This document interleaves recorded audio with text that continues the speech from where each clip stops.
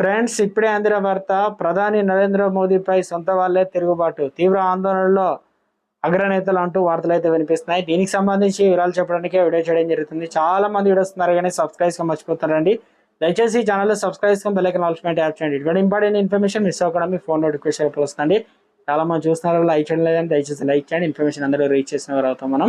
స్వయం సేవకులలో పెరుగుతున్న వ్యతిరేకత న్యూఢిల్లీ. ఒకప్పటి బీజేపీకి ఇప్పటి బీజేపీకి చాలా తేడా ఉంది. అప్పట్లో మా సామర్థ్యం తక్కువగా ఉండేది, చాలా చిన్నగా ఉండేవాళ్ళం. అందుకే ఆర్ఎస్ఎస్ అవసరం ఉండేది, మాకు ఉపయోగపడిందని ఇప్పుడు మేము కూడా పెరిగాం, సమర్థులుగా నిలిచాం. ఆర్ఎస్ఎస్ ఒక సంస్కృత సంస్థ, మాది రాజకీయ సంస్థ.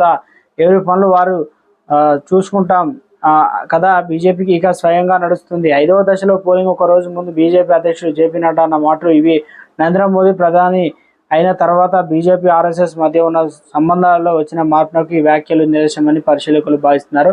తనను తాను సర్వశక్తిమంతుడిగా ప్రచారం చేసుకుంటున్న మోదీ, ఆయన ఇద్దరు అనంగుల మిత్రులు అమిత్ షా, నడ్డా, సంఘ్ వార్ పరివార్ ప్రభావాన్ని తగ్గించేందుకు ఒక పథకం ప్రకారం పనిచేస్తున్నారనే అభిప్రాయం సంఘ్ పరివార్లో కొంతకాలం వ్యక్తమవుతుంది. ఈ నేపథ్యంలో నడ్డా తాజా చేసిన వ్యాఖ్యలు ఆర్ఎస్ఎస్ శ్రేణుల్లో చర్చనీయాంశమైంది. ఆర్ఎస్ఎస్తో అవసరం తీరిపోయిందని, బీజేపీ ఇక నుండి తాము స్వయంగా నడుపుకుంటున్నట్లు ఆయన చెప్పిన మాటలపై సంఘ్ పరివారంలో తీవ్ర వ్యతిరేకత వ్యక్తమవుతుంది. దీని ప్రభావం 5వ విడత పోలింగ్ ప్రక్రియపై పడినట్లు వార్తలు అయితే వస్తున్నాయి.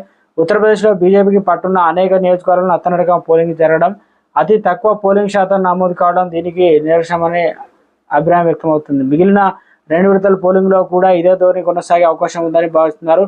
ది వైర్ తాజా ప్రచురించిన కథనంలో ఆర్ఎస్ఎస్ బీజేపీల మధ్య పెరిగిన దూరం, దానికి దారి తీసిన పరిణామాల సోదాహరణను వివరించిందన్నమాట సంఘ్ పరివార్.